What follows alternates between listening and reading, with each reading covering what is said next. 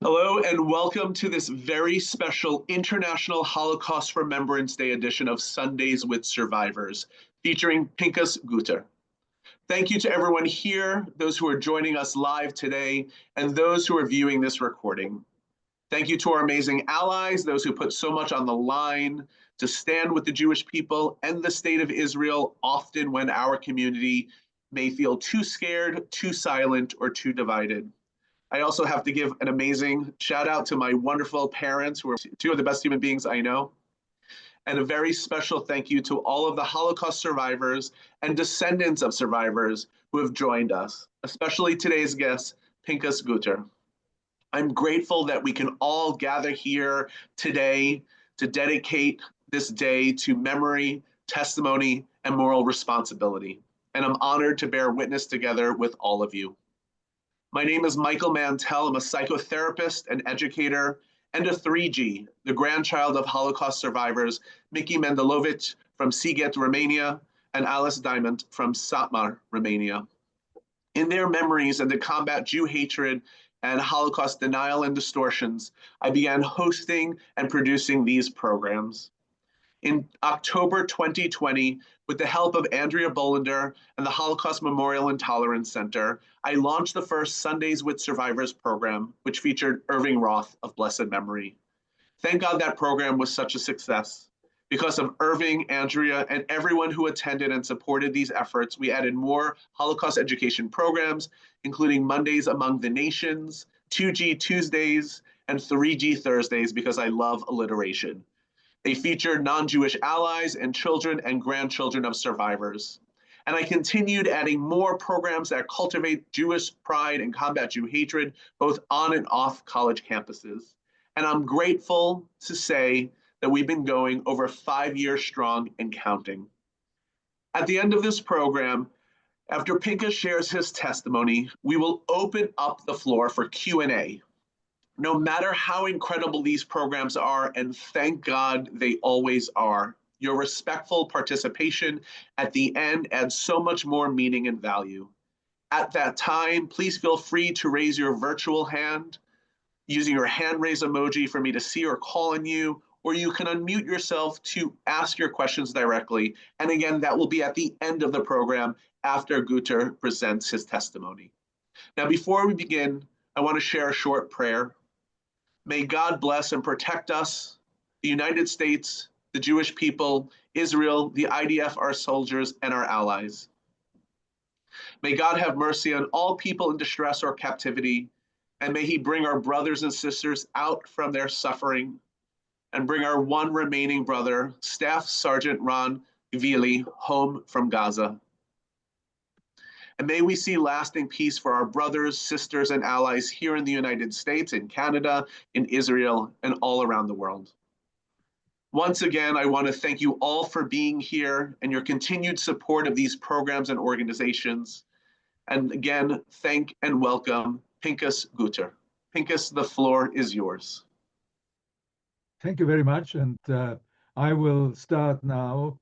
Thank you very much for so many friends of mine. And I'm only going to mention some of them who I actually know by name, and that is Joseph Gottenker, which I haven't seen for a little while, who is on here, and Andy, who I see regularly. And and many more friends of mine who I see their faces. And it's very nice to have them here on the Yom Shoah to be able to share my experiences with them. So let me start off. I was about 8 years old when the war started, but I'm going to start a little bit before that. I was born in Łódź, which was the second largest city in Poland. Warsaw was the capital, for those that are not aware of it. And Łódź had 750,000 people in it. And I think the demographics are terribly important. And the reason why, because it's got something to do with what my experiences are later on. So basically, what actually happened is that there were 100,000 ethnic German people, well, German it wasn't necessarily German because there was no Germany before the 1919, before the First World War. It was Prussia, and it was Russia, and it was the Austro-Hungarian Empire. And when the war finished and Poland became independent, there were about 750,000 people in Łódź, of which 100,000 were left over from the Austro-Hungarian and the Prussian Empire. And they spoke, they were like in Canada, you know, where we have multi-ethnic people, and they were all Jewish, they were all citizens of Poland. And there were 250,000 Jews living in Łódź, quite a large, almost a third of the population. And then the rest of them were made up of Catholics, but mostly Christians, but made up of Catholics and different Christian people, but generally that was the demographics of Łódź. I was born into a Hasidic family, and my mother had twins, and she couldn't have children anymore after that because she was very ill. And so basically what she had was, she had me, which was Pinchas, and I had a twin sister called Sabina, and her name, her Yiddish name or her Hebrew name was Shifra Trana. And I was a very happy boy, and you know, we had a big family. We were winemakers for over 400 years in Poland, and I've got records of that. And also, apart from that, we lived. My grandfather and my parents lived in more or less in two apartments with the interleading door, and that's important, an interleading door between my parents' bedroom and my grandparents' bedroom, my father's father and his second wife, because his first wife, my grandmother, died in 1933, something like that. And the important is that basically what actually happened is that we were a big family, winemakers. We had a big cellar, was there for over 70 years. Nowomiejska 19 was about 10 minutes walk from our apartment, which was in Zachodnia, next to the big synagogue. And as I told you, I can tell you a couple of experiences from before the war, but generally, my grandfather made matzahs for the first night, and we used to all run there, and we had a big wicker basket where he used to make the matzahs, and that was for the first night, and he gave it to the big family. We had a huge family in Łódź, but we also had families all over Poland. We were about 150 to 200 people of the name Gutter in Poland before the war. And I just want to tell you a couple of things that happened to me before the war. When I was about 5 years old, and I don't exactly remember exactly how old I was at the time, but I was already well experienced in, I spoke Yiddish and Polish, and I was a big reader. My mother, who finished gymnasium, gave me books in Polish. My father, who was a chosed, he wouldn't know about it because he wouldn't like it very much. He wanted me just to study the Torah and the Talmud, but I did both. So I was a very happy child. But apart from that, I got sick, and I got sick with double pneumonia. And I won't kind of go into long stories because I won't have all this time to be able to tell you. But after they tried all kinds of things, you know, Chinese bumps and bankers, as they say in Yiddish, and they took blood from my father and they tried to inject it into me, and nothing helped. But I remember the doctor. The doctor was called Dr. Hirschwinkel, and he managed to get tablets from Austria, and those they had M and B on it. And after the war, I managed to find out that MNB stood for Mayan Baker. And those were Salfopomenites or something like that. I can't pronounce it.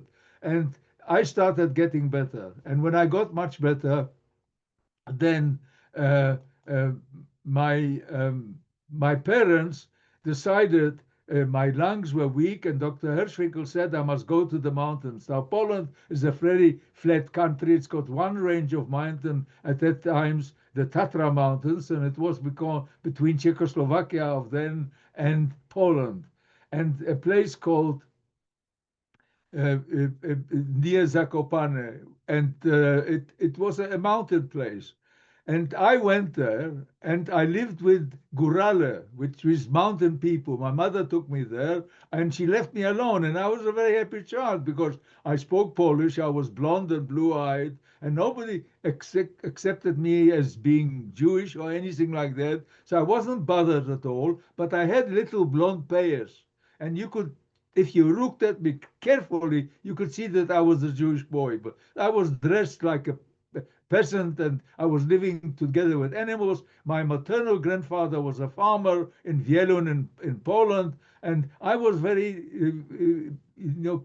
I was very able to deal with animals because we lived in huts and together with the animals, and I loved horses and I loved all kinds of animals. So I was okay. I was running around. I didn't have to study. I didn't have to study anything. I didn't have to pray. I didn't have to I was just a boy running around and having a nice time.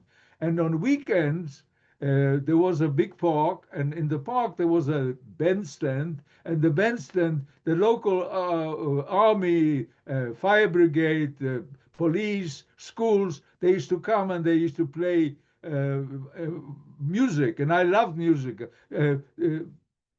Despite the fact that I have been here in Toronto as a cantor, in my family there were no musicians and nobody played music, but I loved music. So I would run down and listen to the music. And then on the way back, I would stop outside the church, and I couldn't go into the church, but at the same time, I loved the sound of the choir and the music. So I was just standing outside, usually listening, kind of enveloped with the sound of this, of the music. One day I forgot myself. I didn't go inside because I knew I couldn't, but I walked slowly towards the church, and I was so involved with the music that I actually knelt on the first step. And there I was, all kind of inflamed with the sounds, and I didn't kind of pay any attention to anything. I was completely immersed in the sound of that music from the organ and from the choir. And I didn't know whether it was Beethoven or Mozart or what, but I knew that the sounds were important. Suddenly started hitting me, and I looked at the back, and there was a man, and he said, "How dare you dirty Jew," because he saw my little pears. How can you? And he chased me away, and he told me that was his holy mother's church. You know, Poland is a very Catholic country, and he just chased me away. And the same thing happened. I used to play with non-Jewish boys in Łódź, and they would pull my pears sometimes. And of course, I was dressed differently when I was in Łódź, and they would shout "Żydy do Palestiny," which means Jews go to Palestine, and so forth and so on. But apart from that, I didn't really feel a very unhappiness. I knew what was going on, but I wasn't very happy. I was very happy before the war. And I used to play, and we used to, for example, we used to go for cholent, we used to go to, after shul, we used to run to the baker, collect the cholent, my sister and I had, it was a huge pot, so I had one side and my sister had the other side, and we ran back for lunch. Then on the 1st of September 1939, the Nazis attacked Poland. And within 7 or 8 days, they were in Łódź. Łódź was not bombarded because they were so quickly there. And the moment they arrived, they decided, first of all, they decided that these 100,000 people that were there, they became what they called them Volksdeutsche. In other words, people of the German folk, of the German people. And they gave them little pins with swastikas. And as soon as they walk out in the streets, they became the Herrenvolk, they became the masters of Łódź. And not all of them were bad. I mean, that's absolutely not true. Most people are good people. But the fact was that some of them were already before the war, they were spies for the German Reich, and they prepared lists of notables. And notables, not necessarily Jewish notables, but notables at large. Poland had aristocracy, Poland had all kinds of things. So they put bishops, they didn't like Catholic bishops, so they put all kinds of people that they thought would give them problems afterwards. And as soon as they arrived in Poland, they started collecting these lists, the security services, and they started looking for them. My grandfather, who was 78 years old, and he had an operation on his kidneys just before the war started, and he was lying in bed, and he was very, very sick. But he was on a list of the Jewish community because he was a head of a yeshiva, a NCO, a non-governmental yeshiva called Machzikei Adat, the upholders of the faith, and he was on. They must have got the lists from the Jewish community, and within 10 or 12 days, and I don't quite remember how long ago that happened and how long it took them before they came. And as you remember, I told you there was an interleading door between my parents' bedroom and my grandfather's bedroom, my fraternal grandmother, my grandfather. And there was a ring at the door because these were separate doors. And they came in and they were dressed in black uniforms. I didn't know who they were, but my father, of course, went to open the door because my grandfather was lying in bed very sick. And so there we saw two come in. It was the first contact that I had with them. I didn't know who they were, but they wear hats with the skulls and crossbones. And later on, of course, I knew this was the Gestapo. They asked for Ichimaya Gutter, Yitzchak Meir Gutter, and my father took them into the bedroom. They said, "What's the matter with him?" And he said, "He's very sick. He's dying." And so they said, "Who are you?" They took him. He said, "I'm the son. What do you do? What do you do?" "I am a winemaker." "Where do you make wine?" And when they found out that he had a cellar and not 10 minutes away, they took him away. They took him down to the wine cellar. They beat him almost to death. They threw him into a corner, and then they asked the military police because the war was still raging. So it must have been 2 weeks or something like that. And they collected and they destroyed something that was there for 70 years. They collected all the bottles and everything. It was just Rosh Hashanah, Yom Kippur. And they used to make wine for the non-Jewish community also. And they were one of two big winemaking concerns in Poland called Złote Grono. And they left him, they took everything out. They destroyed everything. They even destroyed the vets. They took the rest of it in jerry cans, whatever they could. And the caretaker, who was a friend of my father, a Catholic man, and he saw them taking him down, but he didn't saw him going out. So he went down and he saw him lying there unconscious. He put him on his back and he risked his life because it was curfew, and he brought him to our home. And my father was unconscious for about a week or something like that. Dr. Hirschwinkel treated him. Eventually, he recovered. By that time, Jews couldn't do anything. They took away our bicycles, they took away our radios, they shut our bank accounts.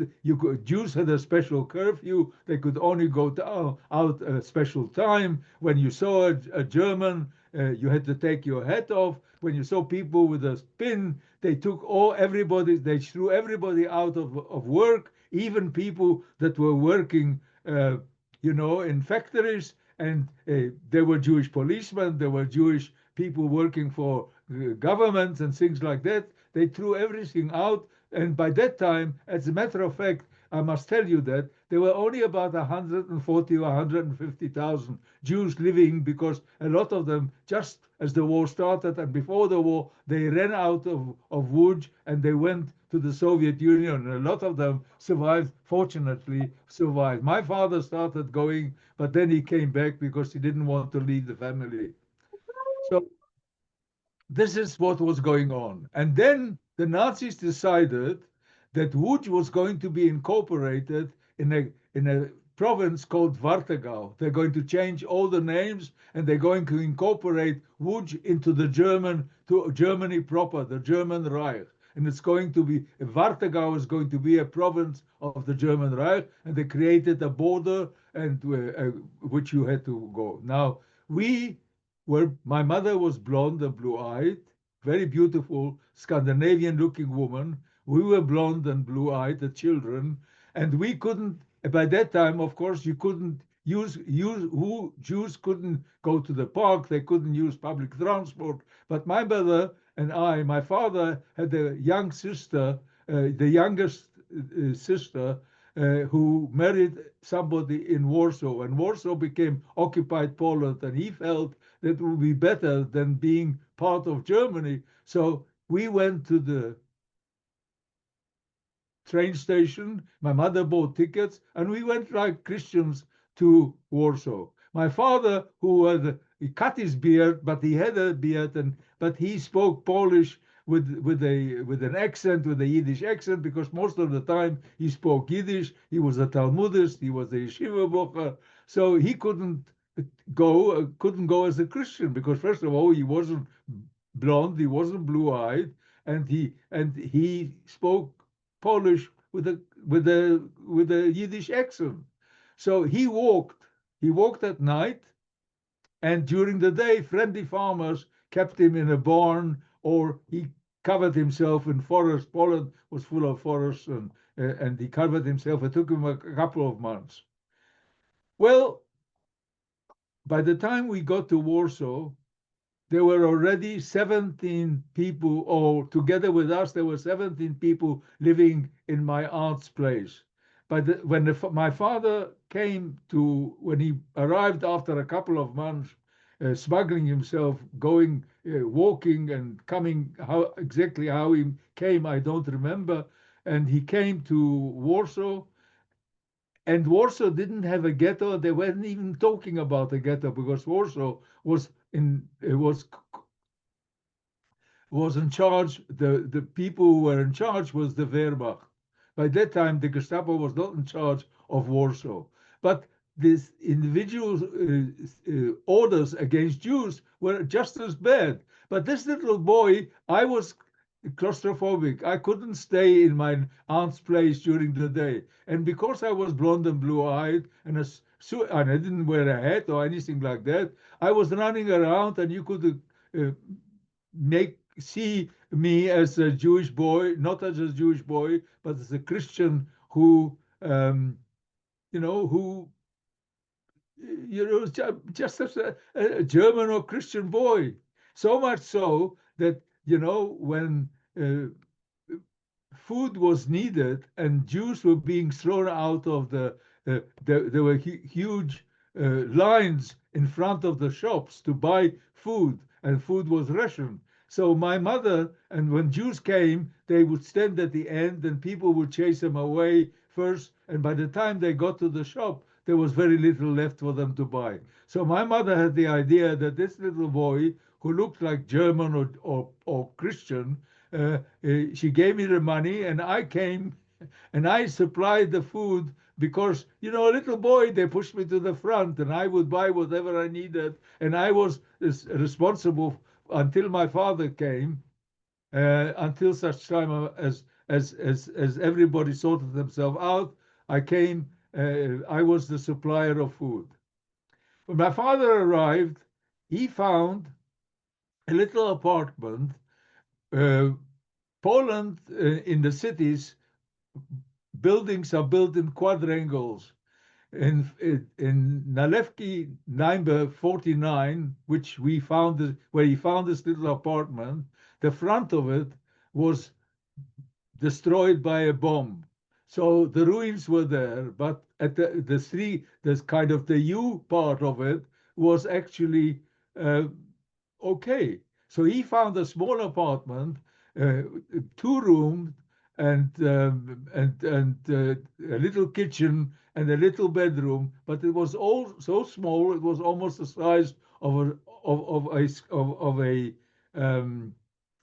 of a schoolroom because it was very very small. And fortunately, that saved us for a long later on because they didn't talk, as I told you, about a ghetto, but then they started talking about a ghetto. They created a UNRRA, a Jewish Community Council, with an engineer, Chernyakov, who was in charge of it, and they started asking people to create a Jewish police, and then in October 1939, in 1940, sorry, and they started building the ghetto. And imagine there was 350,000 Jews living in Warsaw, and only 2.5%, 77 streets out of 770, 10%, about 2.5% of the square of the area of Warsaw was assigned for the Jewish ghetto. And then they closed it in November, and everybody had to relocate. Fortunately, because Nalewki 49 was in a Jewish area, and my father, found that apartment there, we didn't have to relocate anywhere, but we had a very small apartment. Now, when the ghetto was closed, then the Jewish Community Council, the Judenrat, assigned caretakers to each building, and in each building they had to assign people.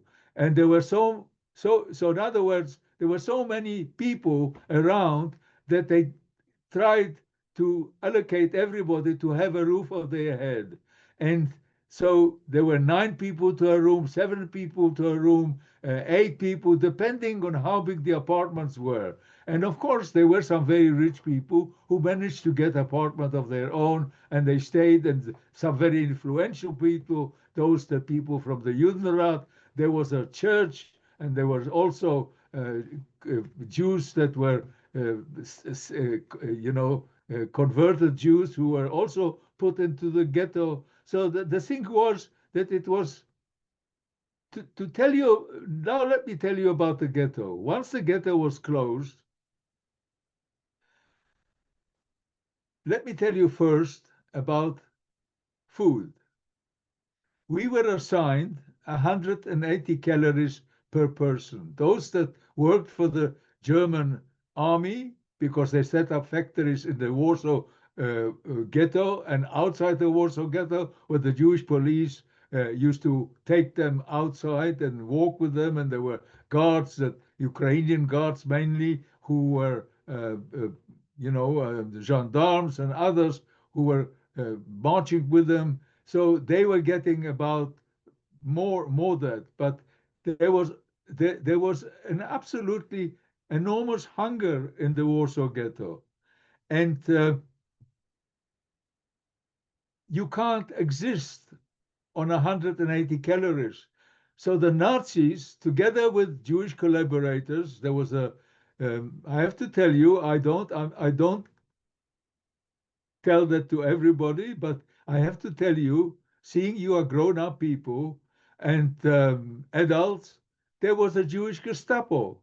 And apart from the Jewish police who had hats with a blue, kind of blue thing around it, and the Jewish Gestapo who were called the Chinastka. They called them the Chinastka because they had their headquarters on 13 Leshno Street. So they called them the Chinastka, and they were supposed to make sure that there was no black market. But they became the black marketeers together with the Nazis, together with Jewish collaborationists. So let me just tell you, the Warsaw Ghetto had 2,000 Jewish policemen. It had a Jewish prison. It had a Jewish uh, uh, uh, uh, bank. It had a Jewish post office. It had, and later on, it also even had the fire brigade. But all these things were decided by the Nazis. And every day they used to come to the Jewish Community Council, the UNRRA, and they would tell them, we want so many people as slave laborers for the next few weeks, and we know and a lot of people were already working in these German factories. So there was a little bit extra food for those people who were working in the German factories. But otherwise, there was a huge black market. And the black market was started, as I told you, by the Nazis themselves, together with the collaborators, together with the Jewish Chinastka, with the Jewish Gestapo, and which was actually eventually the Germans murdered them all because they didn't want to show to have any kind of behind what happened to them, that they were dealing together with the Jews. So it basically, in 1941, in January, there was about 400,000 people living in the Warsaw Ghetto, and not all of them had a place where to live. And some of them lived in cellars, some of them lived in the street, and they opened the halls, they opened the synagogues, and they tried to put as many people as possible. But hunger, disease, and there were no cleanliness was not there, and there were so many people next to each other.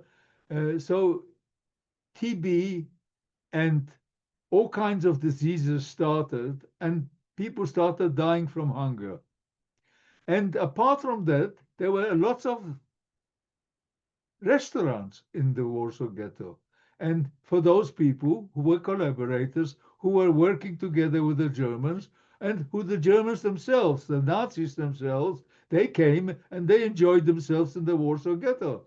And those restaurants, I would stand outside and I would watch what was going inside, and people were dancing and drinking, and geese, because geese are the kind of the big thing in Poland, not turtles. So um, um, I would stand outside and I would watch them inside, but outside there were also dead people lying around me. My father, before the ghetto started, long before, as soon as he came to Warsaw, he had to make a living, and he could only make wine. So he put in our kitchen two little kind of whatever they were, where he could make wine, and he started making wine and buy Rozinkers. I speak more languages, and unfortunately, some of it comes to me in raisins. He bought on black market raisins. And these raisins, and I used to go and collect bottles from restaurants. I'm talking about even before the ghetto. And then I would run around with a rucksack and bring half a dozen bottles in. My father used to clean them and make them kosher, keep them in water for 3 days. And on Fridays, he would give me some addresses, and and I would go and give it to people who could afford to buy this wine. And this is how he started making a living. And he did that also after the ghetto was closed. And there were lots of Jews who still could afford that, Jews who had money, despite the fact that we were supposed to give, our jewelry and everything. But on top of that, the black market, in a way, saved a lot of people, because the black market, Christians could come in. So people started selling first their jewelry, then they started selling their clothing, then they started selling, their bedding. And this is all going on while people were dying at the same time, because there were many people who came to Warsaw Ghetto who didn't have anything. So they were dying. And if you go to the cemetery today, you will see a place where there is a monument where there was a big kind of I keep on thinking in Yiddish. I'm sorry, and because I'm talking about those things, so I'm thinking of Yiddish. There was a big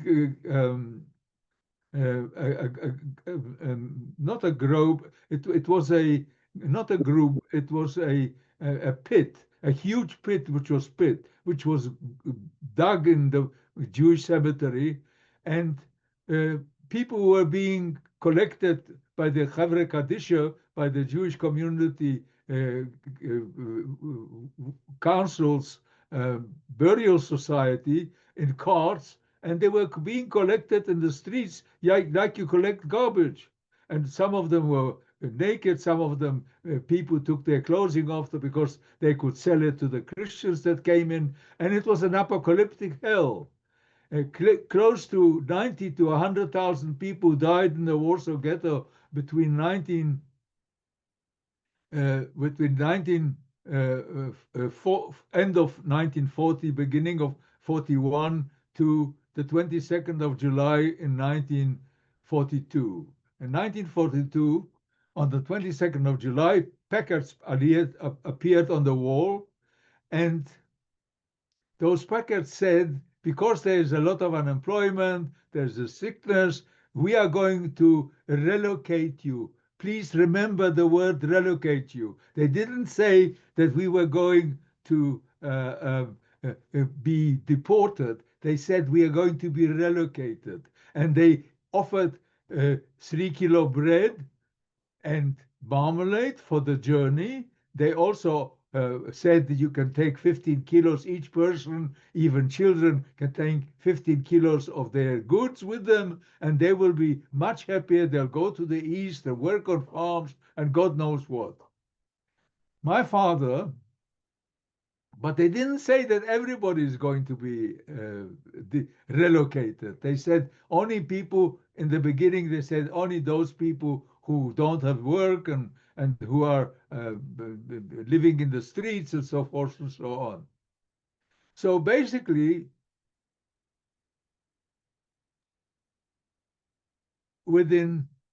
I would say, within several weeks, we knew in the Warsaw Ghetto that the trains that are not going to the east. They're going to a place called Treblinka, and in Treblinka they have Red Cross flags and people in white coats. They say, this is a place where you're going to stop. You're all dirty, and you're going to be disinfected and washed and cleaned.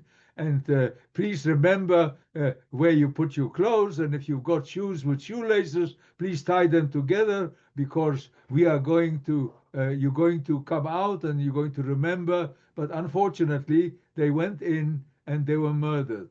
And the reason how we found that out was because the locomotives and the cattle trucks, they have numbers. And those Jewish police and others, and not all Jewish policemen were bad people. Please remember, I am not condemning anybody in the war during the war. I might call them collaborators, but I don't condemn them. Everybody tried to survive. So they saw that the numbers that they left in the morning with a train taking about 7,000 people along in the cattle trucks came back by lunchtime. So they were wondering how, and they took another lot of them away, another people. So they couldn't understand why it came. If it's going to the east, it couldn't be so coming so quickly. So the Jewish underground, there was always a Jewish underground in the Warsaw Ghetto who tried all kinds of good things to do to try and save as many people as they could. There was a man called Ringelblum, who a lot of you might know about it, and he started on a Shabbat, and he started going to collaborators and other Jewish people who had money to make soups and give a piece of bread to people to try and save them. So there were lots of things that even the UNRRA did. And there were the UNRRA also. There were some bad people and some good people. Some people were terribly bad and others were terribly nice. So what actually happened was my father never trusted the Germans or the Nazis. And he, despite the fact that they offered documents for those people who weren't going to be kind of so-called relocated, but sent to Treblinka to die, he always hid us. And he managed to hide us, and he was an ordinary Bucher. He was an ordinary Jewish. He worked in the winemaking together with my grandfather, and he was a Talmudist. But during the war, he became like a giant, a man like I always used to regard him, and to this day I regard him as a angel with wings, trying to save his family. So he always used to hide us, and he would hide in a different place. So we lasted, by the end of September, about 300,000 Jews were taken out of the Warsaw Ghetto and murdered in Treblinka. By that time, the underground started arming itself, and we started, because there were lulls, they were called them actions. There were lulls in between these actions.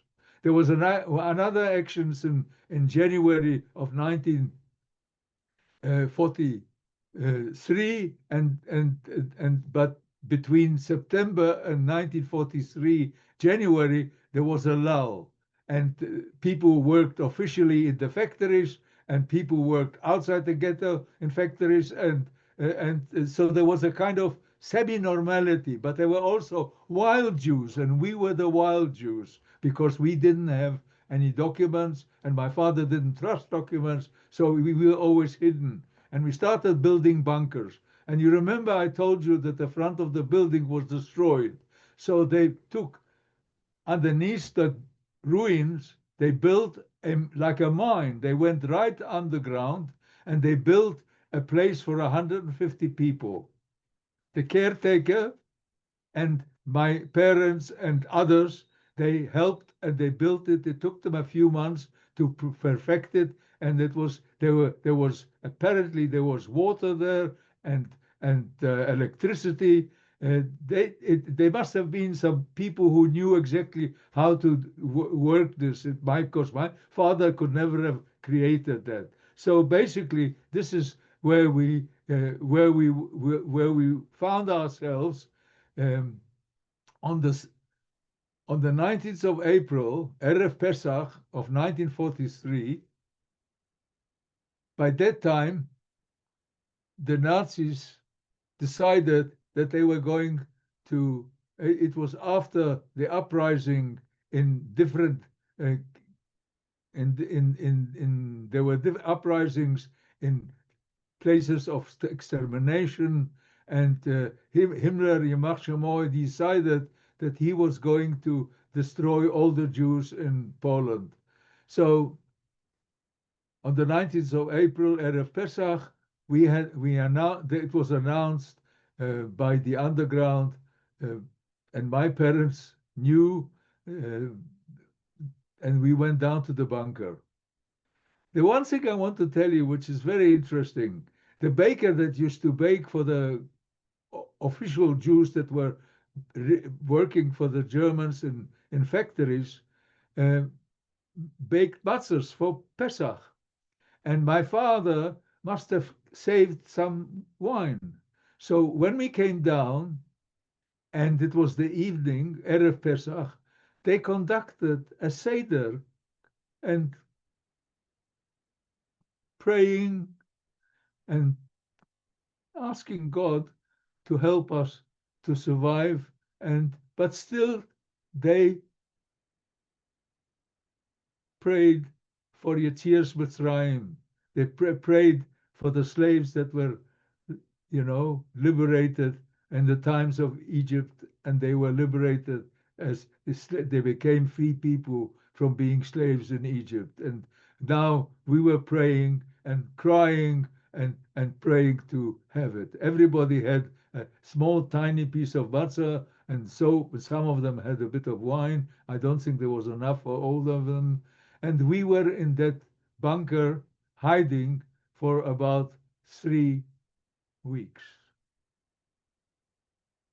On the first week of May, we were discovered. By that time, the Nazis were destroying the Warsaw Ghetto. They were burning it.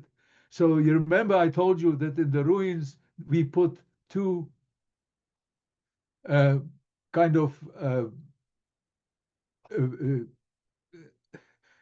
have problems in kind of thinking, telling you this in English. But we had two air vents, and kind of camouflaged air vents built so that these camouflaged air vents would bring air to the bunker. But during the night, we would go out because we would get fresh air, because the air in the bunker wasn't so wonderful.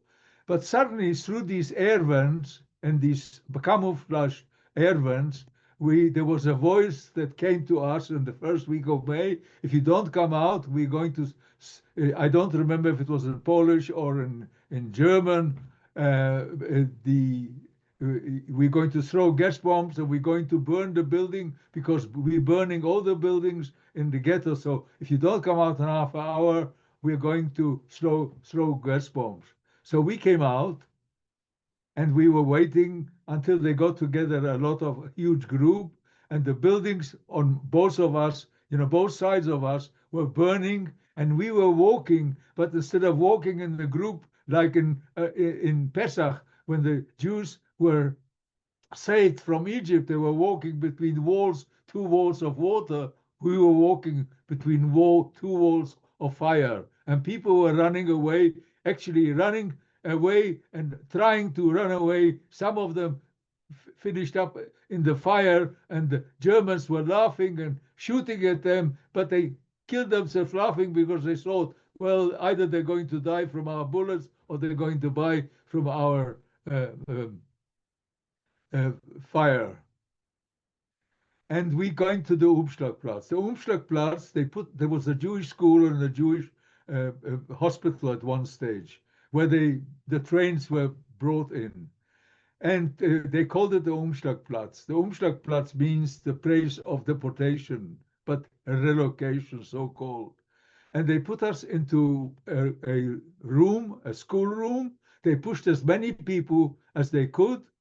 And we were standing there, and you couldn't even lie down. You couldn't even do anything. You could either kind of put your knees down and kneel on the floor, but and they kept us there the whole afternoon of that day when they caught us. They kept us there the whole night and the whole day the next day. It was late in the evening that we were put into the trains for taking us what we thought at that time going to Treblinka. They didn't allow anybody to go out. So you can imagine as many people, women with infants, women, pregnant women, women with children, men, elderly men, families, and everything had to be done there. They didn't allow anybody to go out. They didn't give any food. You didn't get any water. If you wanted water, you had to give them some jewelry. So I saw my father taking off my mother's wedding ring, and he went to the door, and the guard gave him a big bottle of water, and he had a sock of sugar which he saved with a spoon, and the children, that my sister and I, got a bit of sugar and a little bit of water. My parents I never saw them touching it, because they tried to save always the children. You can imagine what happened in that room. I can't imagine it. I can see it because I have a visual photographic memory. So everything that I tell you, I can actually see the images of it. And I can actually see the images of where we were. And that my father from time to time gave a little teaspoon of sugar to my sister and I. And then he also gave us a little bit of water. The Geschreien,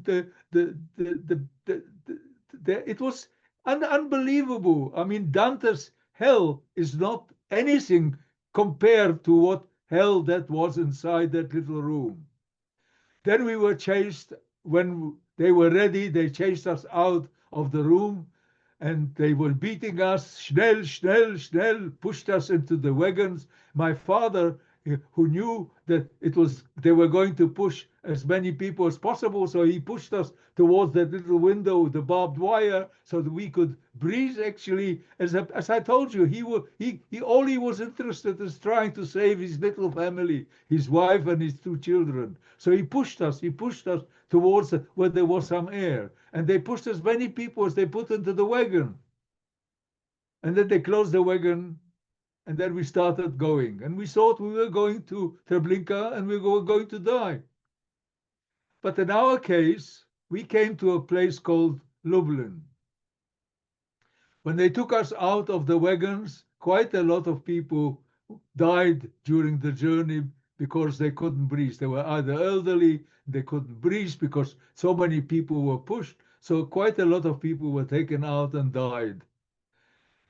Then once they had everybody from the pociąg, the rail, the wagons came out. They marched us to a place which was very near the city of Częstochowa, of Wieluń, sorry, of Lublin. I'm getting confused with other things that I need to tell you or later on. And we went there, and eventually we fixed up in a huge kind of place which was sandy in a huge area, but we saw that there were camps with barracks, and many camps with many barracks, but we didn't know what it was. Of course, later on, I knew it was Majdanek.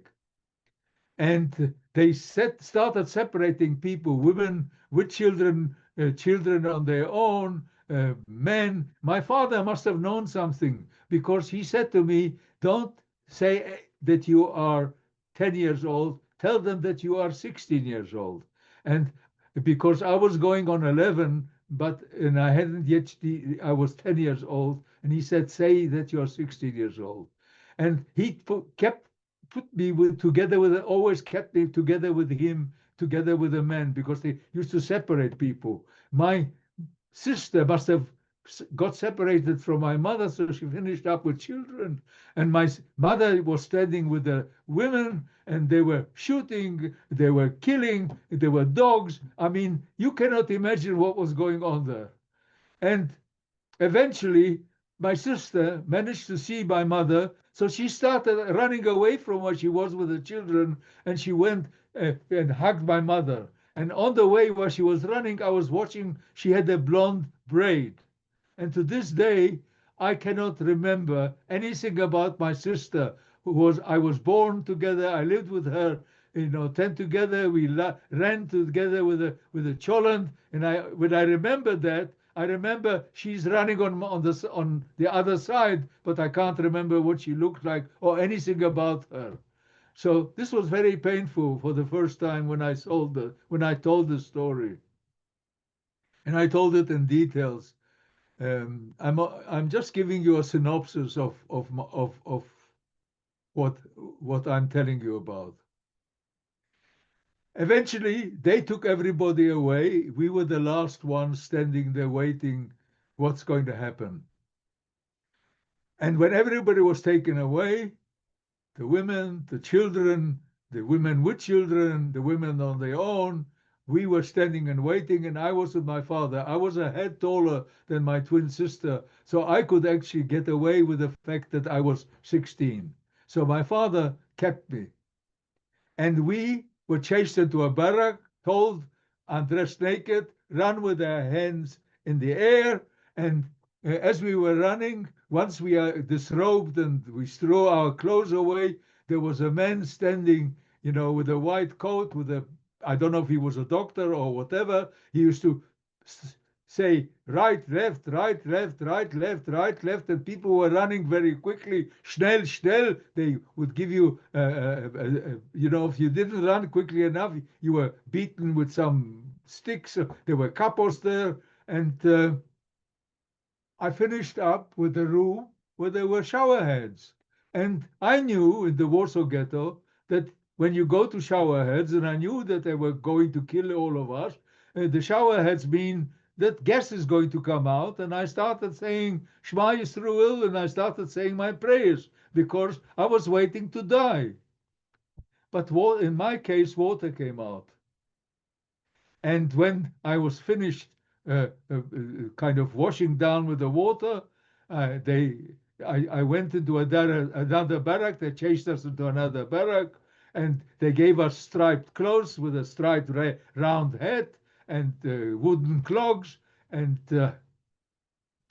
they chased us out for a roll call. And of course, then I realized this is a place where you don't die. Everybody is alive. So I believe that my father was alive. I looked around all over for him for the roll call, but I couldn't find him. Then I found a man who used to come and sleep in our apartment on the floor because my father used to bring people to sleep on the floor because the place was too small to have assigned people to live there.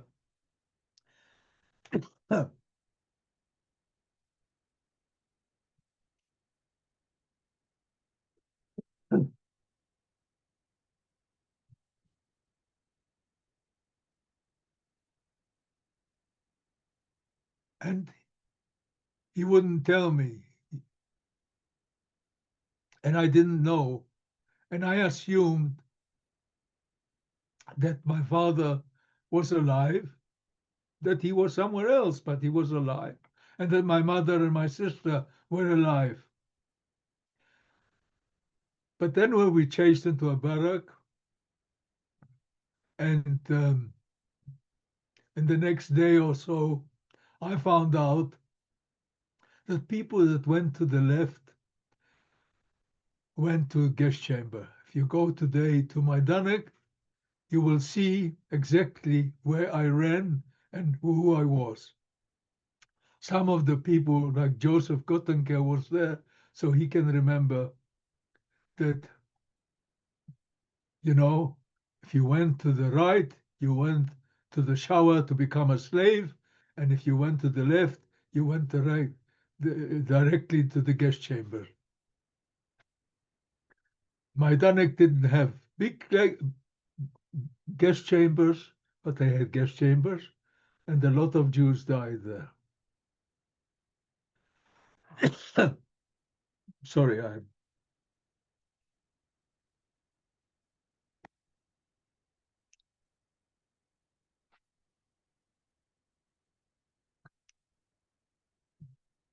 That camp was, again, the commander was somebody who wanted cleanliness, but it was a camp where they used people as horses and things. If you go there today, some of those machinery that they used to build roads are still there, and people used to be used as horses instead of being used as human, as instead of having tractors and other things.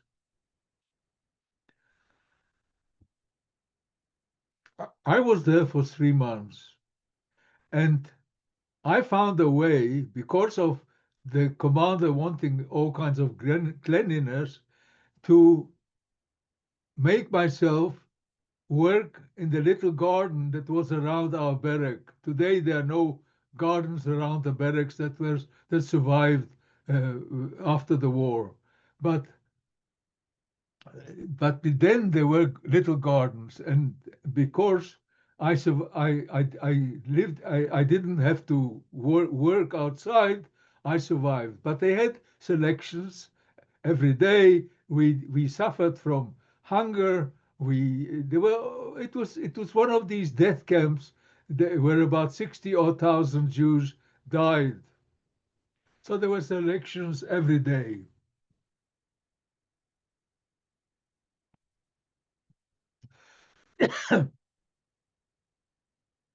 They tried to fool you. So they would ask you, when they had a roll call in the morning, and we had to do imonim, which is calisthenics, and we had to take off our hat and mitzen up and kind of, they used to have, do us all kinds of things to try and give us a hard time. Then they would say they needed mechanics, they needed engineers, they needed this, they needed that, and very often they would play games and they would send those people that came out to gas chambers. So very few people would come out. One day they did that after being there for 3 months. It was the end of July. And I stuck out. I don't know what made me do it, but I did. Maybe Providence. I don't know. And quite a few people stood out. They chased us into our barracks. They told us to go undress naked. So a lot of people started saying, we're going to the gas chamber. This is what happenings when. But in our case, again, there were doctors there with stethoscopes, and they called each person separately. They checked your lungs, they checked your heart, and they checked your physical, how good you were physical, and they sent you to one way or another. And then when they finished, those people that they chose to go to work, they told us gave us we were finished with the uniforms that we had in Majdanek, those striped things, and they gave us clothes from people that they murdered, and we were taken to the train station and into cattle trucks, and only 60 of us to a truck, and they gave us some food, bread and sausage, and we came and we went to a place called Skarżysko Kamienne, a place that was built before the war by the Polish government, camouflaged, where they were making ammunition. And there I found and there the internal administration of the camp, there were 3 camps, Werk A, Werk B, and Werk C. And Werk C was the most terrible one, because that one is the one where you worked with all kinds of with all kinds of I'm not sure why I have difficulties today in talking. Usually I don't have it. Maybe because I'm telling you things that I don't usually talk about. And I'm getting emotional. There were all kinds of um, uh, they were making grenades, they were making uh, uh, mines, they were making anti-aircraft ammunition. So they had all the different kind of it was being cooked, and if you worked inside the halls, you were subject to the Germans and the Polish people that used to come from the area to work every day. They used to wear camouflaged clothes, like like firemen, and with masks. We were working in our ordinary clothes with with no masks, no nothing, and the things that were being cooked up and made, they affected your lungs, and they had something like picric acid. I found out after the war it was picrina, but it was actually picric acid that they worked with, and other things like that. And fortunately for me, I was working outside in a firing range, destroying old ammunition. We used to take it apart, and the old ammunition that couldn't be it was dangerous work, but it was in open air. So in a way, it was better. And the internal administration was like in a ghetto.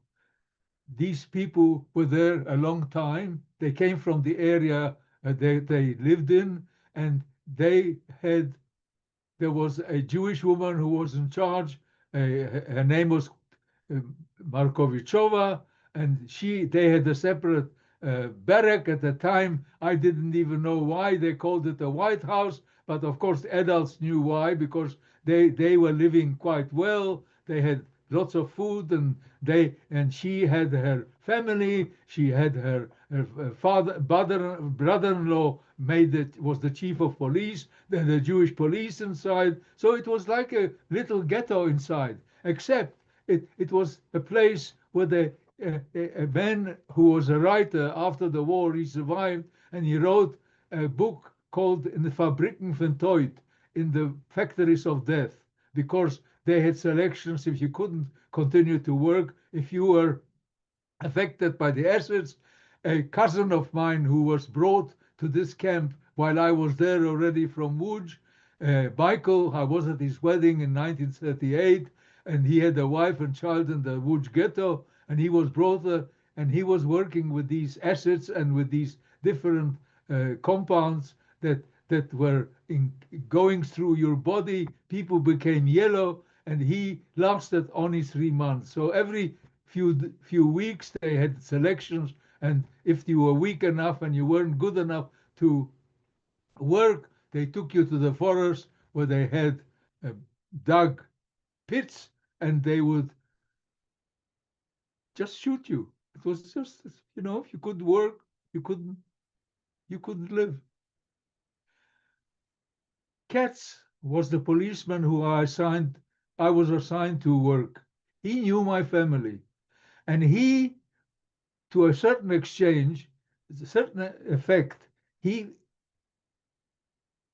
looked after me. But he looked after me because he had a wife, and because he was a policeman, he was allowed to have. And the policeman had also a separate barrack, and she was sick at the time with TB, and he managed to get all kinds of medications for her, because normally if you were sick you couldn't get a medication, but being a policeman and having maybe money or whatever, he managed to get medications for her. And he told me, when I come back from work, we worked 12 hours day shift and 12 hours night shift, so I was always on day shift. And I came back from day shift, he said, look after her, and I will look after you. I'll give you some extra food and things like that. So I became her nurse.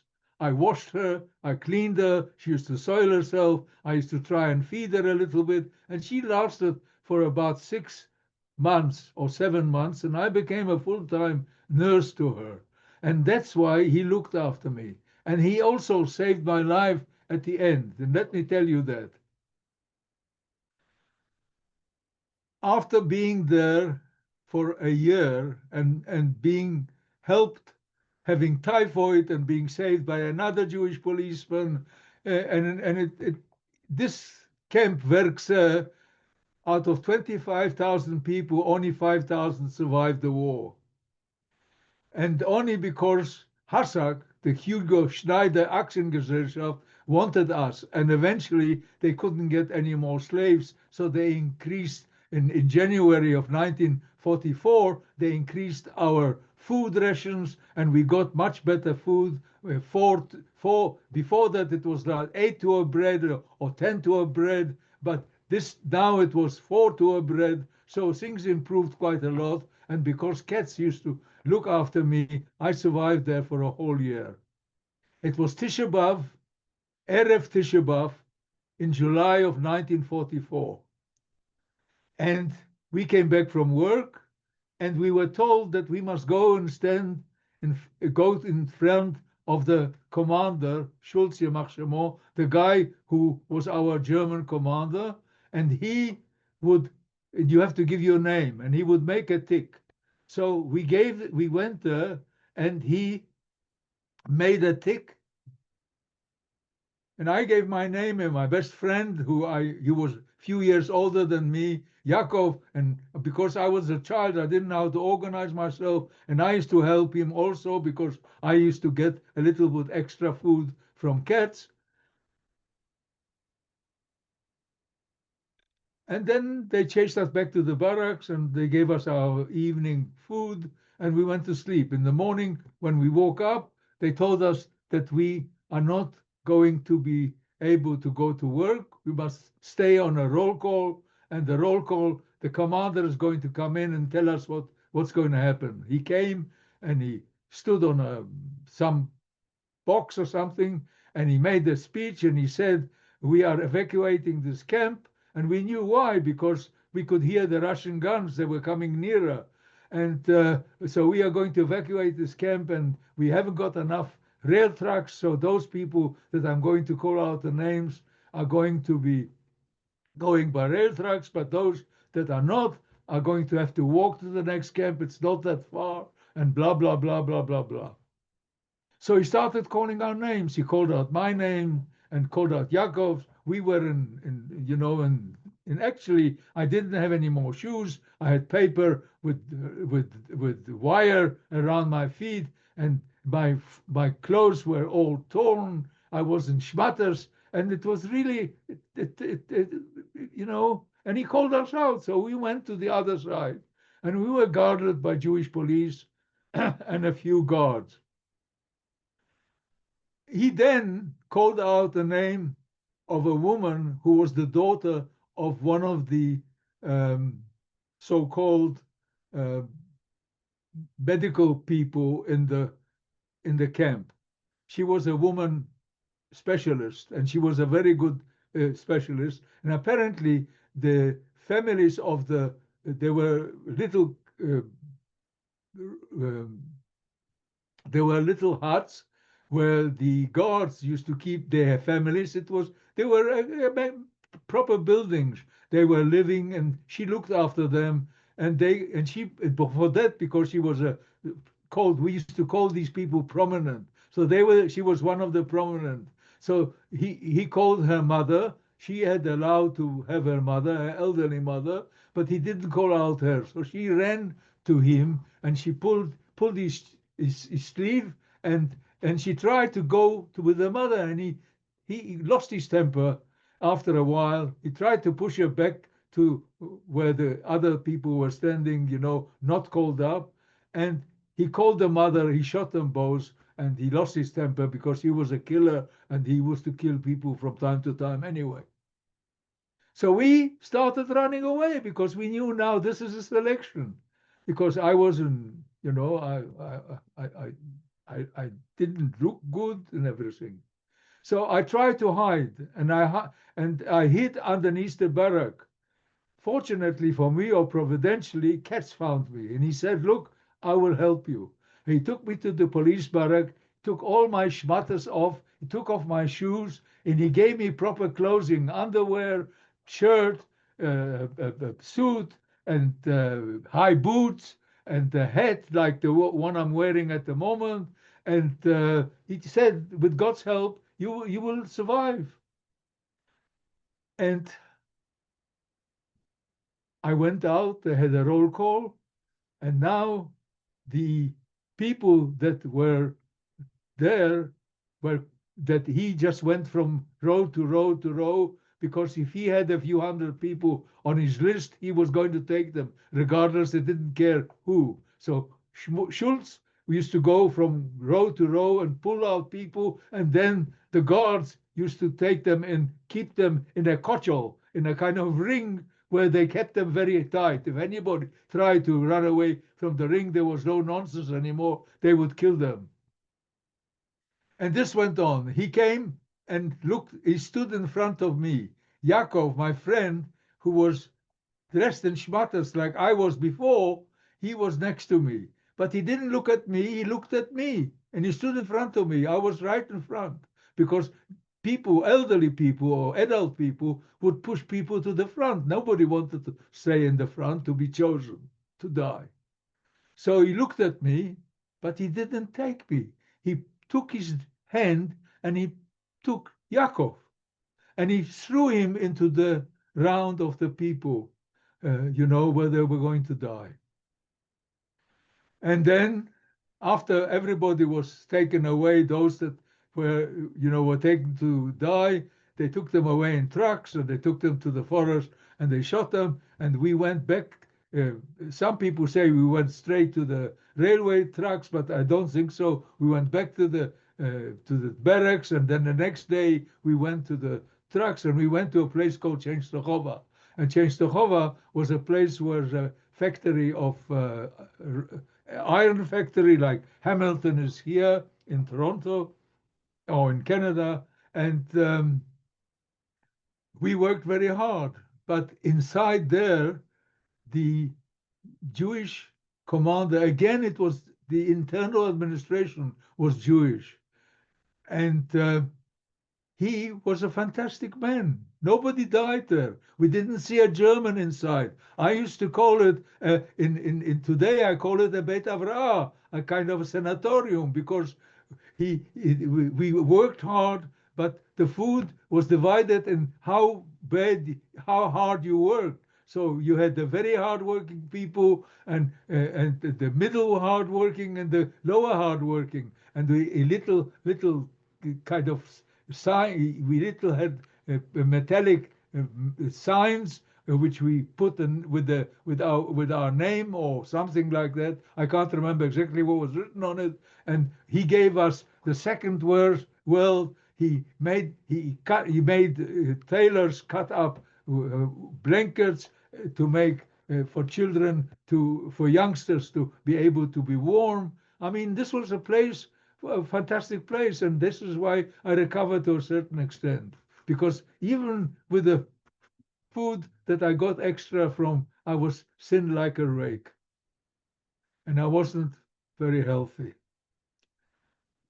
But those 3 or 4 months that I was in Częstochowa, where I worked hard, but I recovered. And there I also found a man called Rav Godel Eisner, who went to yeshiva together with my father. He was a rabbi, and he made me a bar mitzvah. And I won't tell you the bar mitzvah. If you want to know about bar mitzvah, I've got a book called Memories in Focus, and Memories at Source, and you can get it from wherever, and you. But anyway, I was in Częstochowa until about towards the end of 1944. Then they took us to Buchenwald, and then in Buchenwald I was only for a short while, and Buchenwald was a terrible place already by that time, because people were dying by the hundreds and by the thousands, because no food was being given out, or very little, and the administration was fortunately among socialists and communists as before. It was in the hands of murderers, the internal administration, prisoners. And when they saw youngsters they would try and give us some food. So we were there not very long. I've got all my documentation from Buchenwald, exactly with my number, and they said that I was a political Polish Jude. I was a political Polish Jew. That's why I was, the reason why my arrest was because I was a political. So, but of course it was not, I was there because I was a Jew. And I will stop here. I went to, fortunately, I was taken away from Buchenwald to a place called Kolditz. And then I was in Kolditz for a couple of months, for about 3 months until beginning of April. And then from April, I was on a death march where 1,500 of us left the Kolditz. We were in a hall in barracks. There were no barracks, but we were in a hall. And I worked in the SS kitchen, which also made me quite fortunately for me, I worked there for about 3 or 4 months, and in the SS kitchen, so I ate my fill, and I found Godel Eisner, who by different ways found himself also in Kolditz, so I gave him my evening food. So he survived, and he survived the war, and he became a Rosh Yeshiva in Israel, and he died at an old age. But we went to Theresienstadt on a death march, and 1,500 of us left Kolditz, and only half of us arrived. So that's more or less my experiences during the war. And if there are any questions during, after, whatever you want, I'm quite prepared to answer questions. And it's easier for me to answer questions than talk about my experiences, because my experiences kind of make me, I think most of people who are Holocaust survivors listening to me know that you kind of relive it. So it's not, so sometimes I get quite emotional about it. Pinchas, thank you so much for taking us on this journey. I would love to hear you speak more, but I understand you shared so beautifully. You're a remarkable person and an incredible speaker. I met you before I read your book or even knew your testimony, and I've read it a bunch of times now already. And every single time I read it, I get choked up. It's pretty remarkable. I think everyone needs to read this book. There's so much in it. There's so many more details. It's absolutely incredible. You'll learn a lot more about Pinchas if you do. So Pinchas, thank you so much for sharing your testimony and your time with us today. And as you said, we can open it up for Q&A. For those who would like to ask a question or share your comments, I'll be happy for you to please just raise your hand raised emoji. It's one of the react buttons on the bottom of the screen, and it looks like a hand raise, and that will help me see that you have a question or a comment. If you don't know how to do that, you can just unmute yourself when it's appropriate, so you can ask your questions and speak. So I just want to share like a few comments that we've gotten so far. Iris says, we love you in Houston, Texas, and we're so very sad you couldn't visit us during COVID. That was from Iris. We have Samuel, who said, just came back from Warsaw, reminds me of my grandpa of blessed memory. Thank you so much for this program. And we have a bunch more and so many thank yous that are pouring in. Before I call on everyone who has their hand raised, I just want to say, Pinchas, you have done so many incredible things in your lifetime. In 1993, you did a 4-hour video interview with Toronto's Holocaust Memorial Center. In 1995, you filmed an interview with the USC Shoah Foundation. You did a documentary titled The Void in Search of Memory Lost in 2002, a documentary in 2014. You did the first ever interactive holographic testimony with the USC Shoah's New Dimensions in Testimony program in 2015. And in 2017, you were the first Holocaust survivor to tell his story in a full room-scale virtual reality program titled The Last Goodbye. I think it's incredible, all the things you did. I want to share that with everyone, just so they also know some of the ways that you've shared your testimony besides the book, which I hope everyone gets. At the moment, I'm going to call on a few people who have their hand raised, and I hope more people will feel comfortable to interact. Diane, you were first. I'm going to give you the floor. I'm almost speechless. And if you could raise your volume. Okay, you can hear me? Sorry. I'm almost speechless, which never happened. I want to tell you, Pinchas, that my husband's in the other room, so I'm going to tell you that I am in love with you. You're incredible. I will always remember your words. My question is about, if you can speak for a second about your liberation and where you ended up after you were liberated. I'd love to hear a little bit about that. Was everyone were you able to hear the question, Pinchas? I think the volume was a little hard to hear. No, you must always repeat the questions because Sure. Diane gave you some love, for sure. That was the first step. And then I believe what I heard, Diane, was, and it's good to see you, Diane. Thanks for being here. Diane then asked about your life after liberation, if you want to share a little bit about that journey, which brought you from where you were to ultimately end up in Canada, if you feel comfortable. Yeah, I'm quite happy, and I'm quite happy to stay here for as long as you want. I was liberated by the Russians, Theresienstadt, in 1945 on the 8th of May, at the end of the war. I was there for about 3 months, and then the UNRRA, United Nations Relief and Recommendation Agency, they agreed together with the British government to take us to England for kind of getting better and doing things to us. So we went with the Royal Air Force from Prague. We flew 30 children at the time. We were the first lot. They agreed to take 1,000. So we were the first lot, and they took us to a place called Windermere. We stayed 3 months for rehabilitation.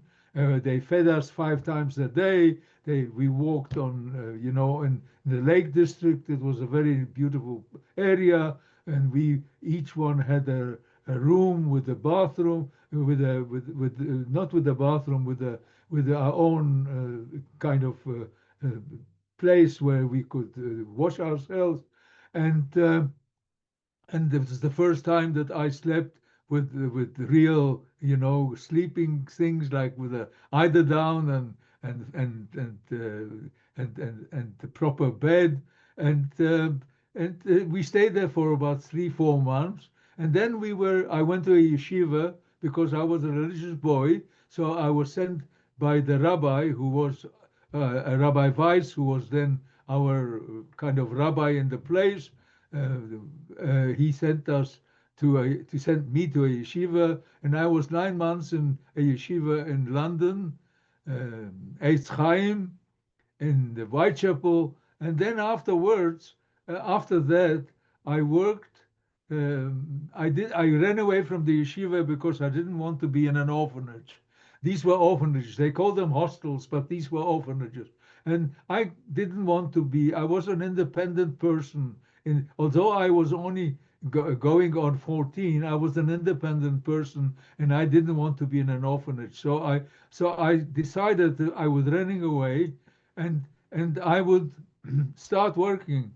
So I found myself a Jewish family, the Diamond family, who eventually I became like one of their sons, and I shared a room with Victor, one of their sons, we became lifelong, brothers, and we shared a room, and I started working, and my first job was a apprentice with Ford in Dagenham, and then I worked with some other apprentice because apparently my lungs were not good enough to be able to work with all these oils and paraffin and other things. So they had a big clinic there. It's a long story. So these things go on. And then I found, at least they found me, I found a cousin who was in the Warsaw Ghetto with his wife and child.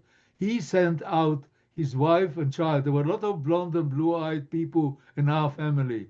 So she was blonde and blue-eyed, so he was sent out.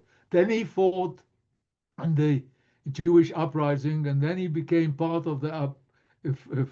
He managed to get out while the uprising was there, and he was saved by Christians in the Warsaw Ghetto on the Aryan side. They survived. They finished up in Paris. They had a small textile factory, which he was busy with before, although he was also a rabbi. So he wanted me to come and join them. I didn't want to because I was very, very much part of the Diamond family. But eventually he told me to come and visit them, and he somehow or other made me stay there. And I lived there with them for about until I became 18. And when I became independent and I worked with the little textile factory, I didn't go to school because I became somehow or other, he never sent me to school. And I worked in the little textile factory until I became 18. And then I decided that I bought a ticket, and I didn't go as a ole, I went as somebody who wanted to go to Israel and join the army because I was 18 and I wanted to become an officer. I was very proud of the Israeli army, and this was now beginning of end of 51, beginning of 52. And when I went to Israel, and I became I couldn't become an officer because I never went to school. So I became a sergeant, and I was very happy in the Israeli army for about 2.5 years. And then they schlepped me for another 6 months for reserves. And then I met, and then I ran away because I didn't want to go to reserves anymore. I didn't tell them where my address. I was a very naughty boy, and I was very independent, and I did what I wanted. I didn't agree. I didn't want to do people want to tell me what to do. So I went to Jerusalem, and I wanted to make myself, I saved enough money from working for 9 months after I left the army. And I saved enough money to be able to go to a ulpan where they taught you, I spoke fluent Hebrew and I could read and write, but none of the languages that I know them properly. I don't know what the subjects are. I don't know what is the adjective. I don't know what is the things because I never learned in a school. So I went to start learning Hebrew, proper Hebrew. In other words, with the grammar, and hoping that I will be able to go to school. And fortunately for me, I met my wife there, and she was South African. She came to study in university. She had already finished university in South Africa, and then she went to England, and I followed her to England, and it's a long story. So this is basically a little bit of what happened to me after the war. And you recount all of it in your book. So I urge everyone to pick up the book. There's so much more in there. What is my book's name? I always forget it. Is it Memories at Source? Memories in Focus. Oh, and it's Memories the Azraeli series. Yeah, it's an yeah, incredible book. Memories in Focus. I always forget whether it's Memories at Source or Memories in Focus. And as you described, the cover of the book has a girl with the blonde braid, and it shows the back of her head. Yeah. Because I did my book in honor of my twin sister. So they decided to put the braid that I could only remember when I remember my sister. The braid is on the front of the book. Memories in Focus, the story of Pinchas Gutter. Unbelievable. Yeah, thank you.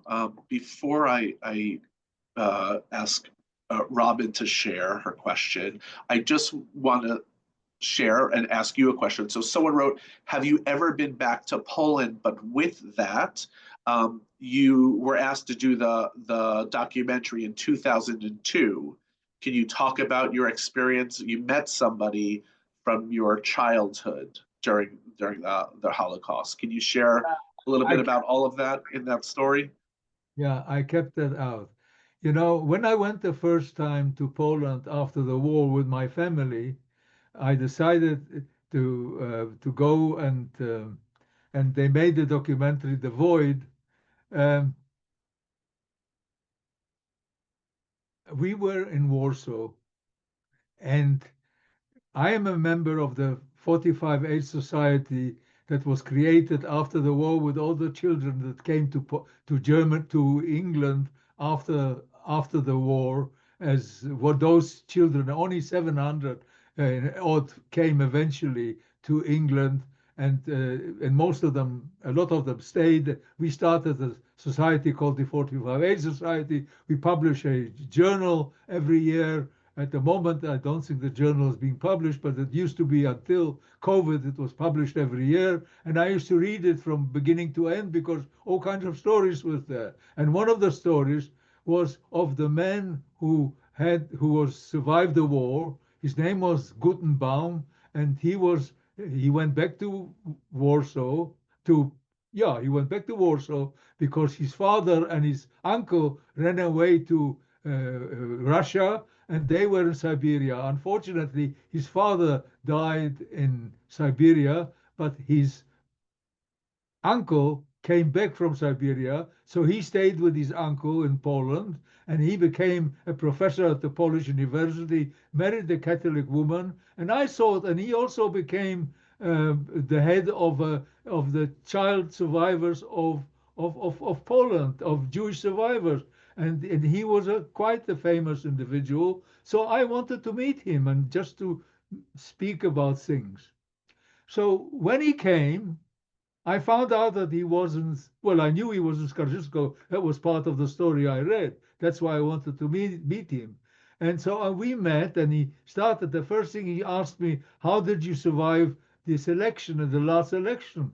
So I told him that cats saved me by so forth and so on. I said to him, how did you survive? So he said, well, I survived because I was chosen actually to die. I was thrown to that ring, and they were holding hands, and I decided that I had no choice, and I had to do something. So I bit the hand of one of the guards, and there was a bit of hoo-ha, and I started running. They started shooting after me, but they didn't hit me, and I hid. And the next day, they sent me to Schlieben, and he was there with Schlieben with another friend of mine. Okay, we said goodbye. And when he got up, I noticed when he arrived, I didn't. But when he got up, I noticed that he had his right foot had a shoe which was built up about 5 centimeters. And he actually hinked a little bit. He limped a little bit. And Yakov, my friend, was the one who was chosen to die, but he survived, and I recognized him. Of course, it didn't mean anything to him, but it meant the world to me because, for 50 something years, I grieved this boy because he was in a way a savior because I used to have a little bit of food with him, but he was to tell me what to do, how to go about it, because I was an innocent Hasidic child. So he was one of the very close friend of mine who I grieved for, and I found after the war. So, in my book, I keep it in the end. It's a kind of afterword, and I tell the story of him, of finding him, and the only reason why I went is. But I've been many times with non-Jews, especially with non-Jews, because it's important for me to speak to people who are non-Jewish, and I've been going with my first trip was when they asked me to go to on the March of the Living. I went with a university from the United States, women's university, the Catholic university, run by nuns and a bishop. So we went. They are from New Jersey. It's called the University of Saint Elizabeth, and they were. And we went to Częstochowa first, and we went to Auschwitz and other places, and so that was the first time. But after that, I've been back in Poland altogether about 20 times with non-Jewish students, about 5% from all the Canadian universities, people that are supported, and they have to pay a small amount of money. It's called the March of Remembrance and Hope, and I've been back between March of the Living and March of the Remembrance and Hope. I've been back to Poland and about 20 times. Amazing. Germany also. And I think, Joseph, you came to Germany. So that's Beautiful. it. Robin has a question, so I'm going to pass it over to her, and then Marcia, and then I'm going to interject a few questions in the chat. Hi there, Pinchas. I am very moved, and you are very engaging as a speaker. I could just listen to you for hours and hours and hours. And I thank you for your work, very much so. It takes a lot of courage to tell your story and do everything that you've done in your life. So one thing that really I was taken back for a minute, was when you mentioned in 1939, when the first attack in Poland, when the Reich came, and Jewish people joined the Reich. And you mentioned you didn't blame them. And I was wondering, did you not blame them at the time? Or was that something later that you realized, well, they had to survive? Or was it right at the time? Because many people would have thought this is a betrayal, even though everyone wanted to survive. So could you answer that? Thank you. Okay. Well, don't forget that I was a very innocent Hasidic child. Very, very innocent. I knew nothing about life at all except what I read in the books, and I knew Polish history. I knew all about, Polish history from the point of view when they were disassembled in 1700 and something. They became part of Russia, part of Austria-Hungary, part of Prussia, and so forth and so on. But I was a very, very innocent child. I didn't know very much. I was, I studied the Torah, I studied the Talmud. I only went to Polish school three odjali, which means 3 grades, or kind of 1, 2, 3, when I was like 5, 6, and 7, or 8, or something like that. So I think 5, 6, and 7. And so I had no, my brain was a childish brain. So I became aware of things after the war. For the first 10 years, let me tell you something, which is the brain works in very funny and interesting places. I don't know what your profession is, but if you would ask a psychiatrist or psychologist, they will tell you. So for the first 10 years, I did not at all think about Holocaust. It only happened to me once, when I was living already with my cousin in Paris, Krols, and I was working in that textile little industry. I had a nightmare, and my nightmare was I was being gassed. And so I started screaming. And they slept next to my room. I had a room of my own, and I slept next to me in a huge bed. And they came running to see what happened. And I said to them, I'm being gassed. And so well, I was still childish because I mean, I was like maybe 15 or 16 or I was 16 or something like that. And so they took me to their bed. They put me between the two of them. They calmed me down. I fell asleep again and nothing after that. I was in the Israeli army. I left the army. I never even thought about it. It was only when I started thinking about the Holocaust, and that was when I fainted once in Israel, and I started having nightmares, that I started, well, thinking about it. But it was only when I started talking about it, which was very, very, very late.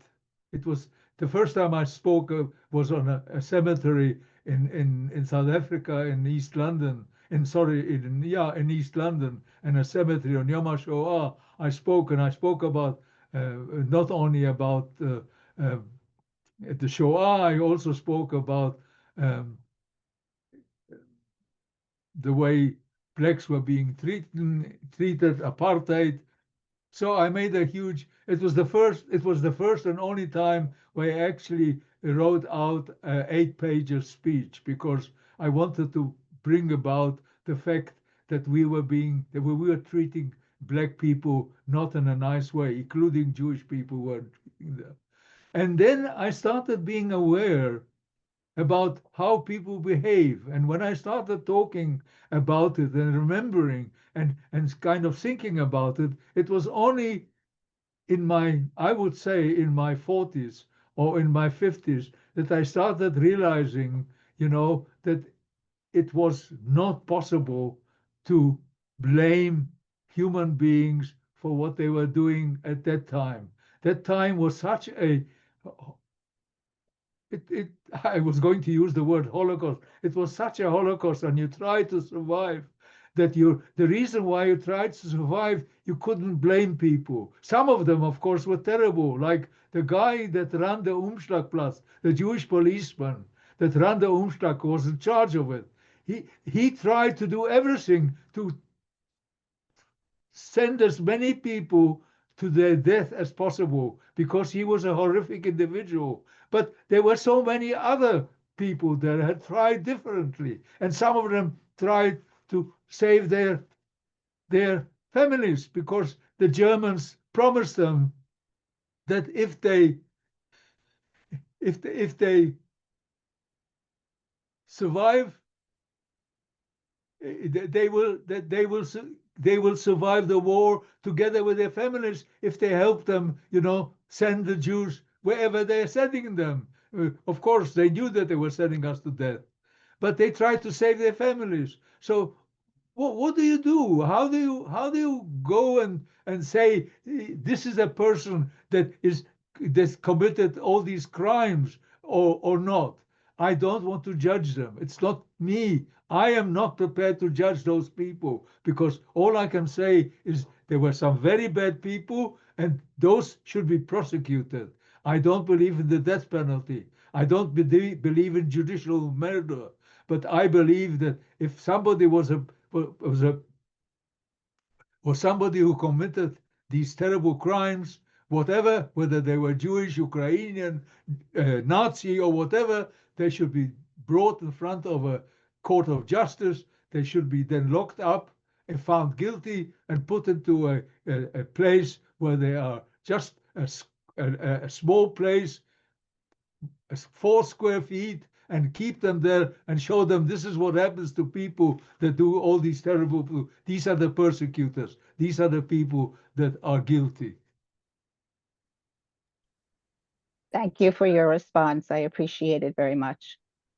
Yeah, thank you, Pinchas. I think that also makes me think of what I believe the term is, choiceless choice, or the impossible choices or false choices, kind of like some people didn't actually have a choice, even though it's one or the other, you're kind of doing it in the sense of survival. All I'm saying is that I'm not prepared to judge them. Yeah. I'm not. That's all. It's not for me to judge them. If they should be judged, then they should be judged, but by a court of law, and they should be found guilty. And if they're found guilty, they should be punished for it, but not the death penalty.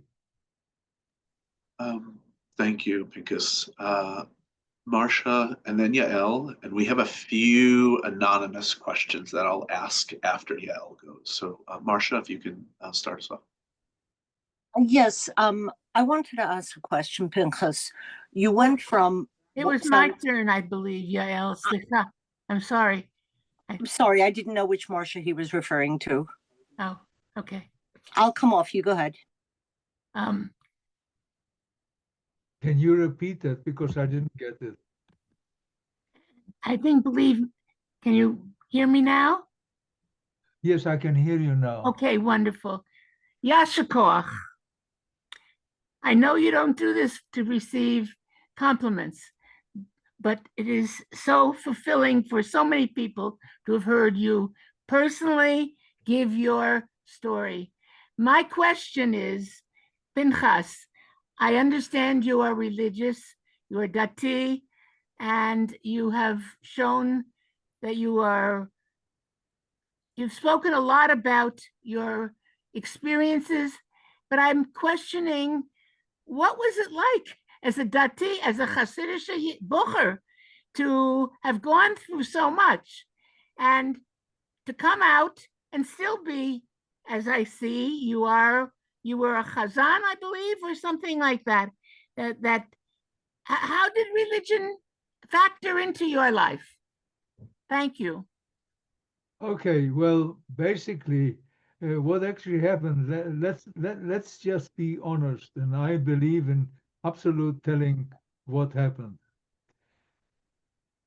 For quite a long time, when I ran away from the yeshiva, I was not with the Diamond family. When I lived with the Diamond family, when I lived with my cousin, I was religious, in the sense that I was I didn't think too much about the religion, but I was, because the Diamond's home was religious, despite the fact that we went to shul in the morning and in the afternoon we went to Brighton by car. So, it was a kind of English type of religion, being Orthodox. But we still did, I just went along with whatever there was. And with the Krolls, we used to be, the factory was closed, we never worked on Shabbos, and we had cholent, and there is a picture of me in the book of my cousin, and holding the I can't remember, the cholent or something, and I was quasi-religious, but Yes. I think about it. In the Israeli army, I became quite Chiloni. Yes, I was not religious in the Israeli army, and I was not religious for quite some time later on. I became religious when I got married and I had a child, and I didn't want to go to South Africa. I'm kind of giving you other things because of apartheid. So I always wanted to work and earn a living. So I found a job in South America, in Sao Paulo, and I was a manager of a factory there for a while. And my wife we became pregnant with our second child. She wanted to go back to South Africa, and eventually I agreed. So she went back first, and I waited 6 months to go because they didn't like Jews. At that time, the apartheid government didn't like Jews coming, but eventually I managed to go there to get a job. And what happened was, I became involved. For a long time, I wasn't religious. I would go to shul, Yom Kippur, Rosh Hashanah, and all that. But I would say I would not. To be quite honest, for a long time, my wife wasn't particularly religious, and my father-in-law, my mother-in-law, they weren't particularly. They were Orthodox Jews in the sense that they used to go to shul on the Rosh Hashanah, Yom Kippur, and have seders and so forth and so on. The usual type of English Orthodox Jews who often are Orthodox but not fully Orthodox. So that's basically what happened to me. But I became fully Orthodox when I became involved with working. I was voted on a committee on an old age committee, and they didn't have anybody to conduct services. And because I knew how to conduct services, and because I am musical, and I used to love Chazanut, and I used to have many Chazanut records and tapes, so I knew how to conduct services. But to conduct services in the old age home and not being fully Orthodox, it was not the right thing to do. So I became different. I became much more Orthodox. And today I try and be as Orthodox as possible. Thank you very much. And Yasher Koach. Thank you. Thank you so much for that question. That was also a question someone else had, so I'm glad you asked it, Marcia. And then Yael. You'll have to unmute yourself. Let's see. You are muted. Yael, you are muted. You have to unmute yourself. Very good. Shalom, Pinchas. Shalom. It's a deep honor to hear you and to see you.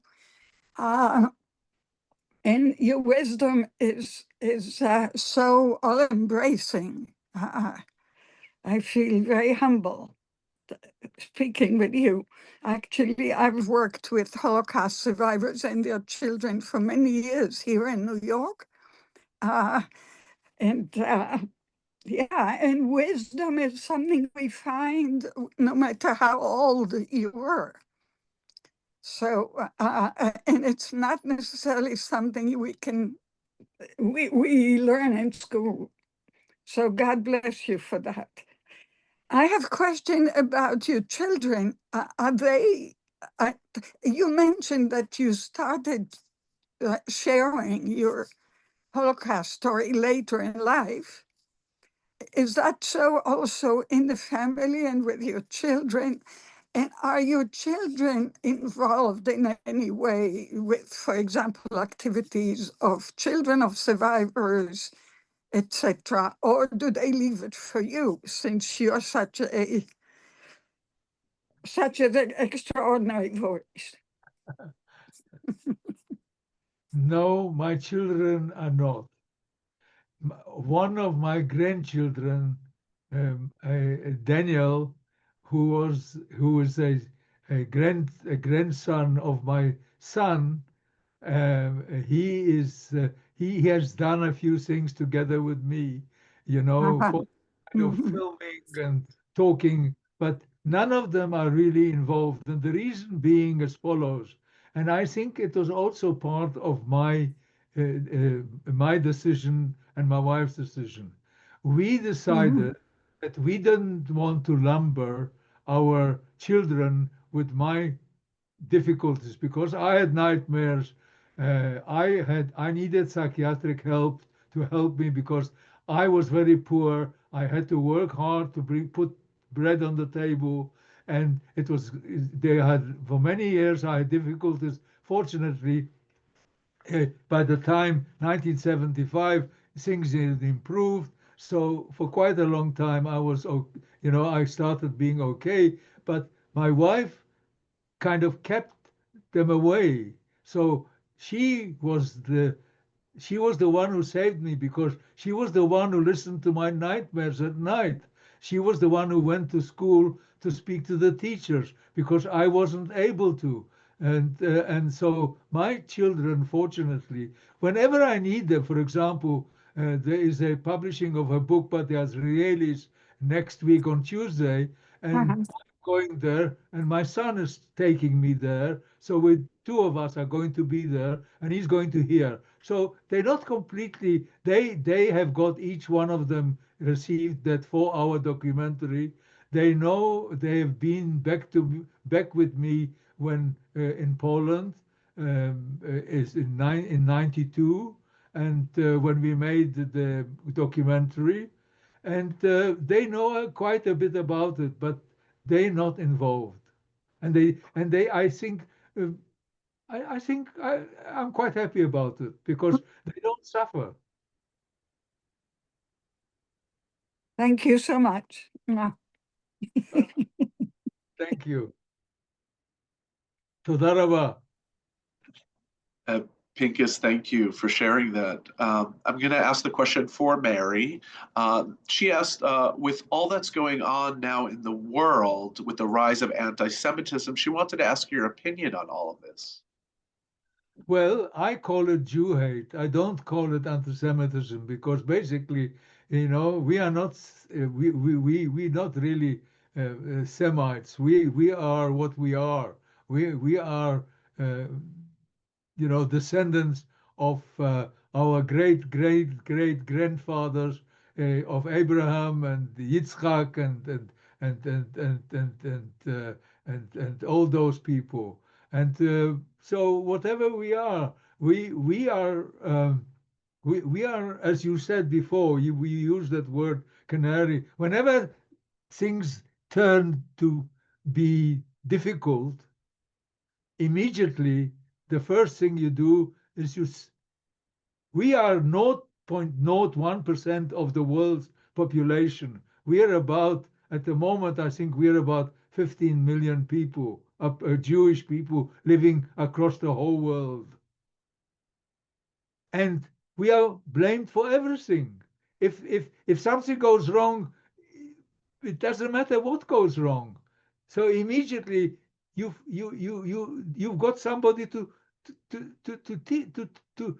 blame, and it's the Jews did this. I mean, especially now with the AI and the IT and all that kind of stuff. I mean, they blame you for everything. When the 9/11 happened, I mean, the Jews who did it. It wasn't the Saudi Arabians, it was the Jews.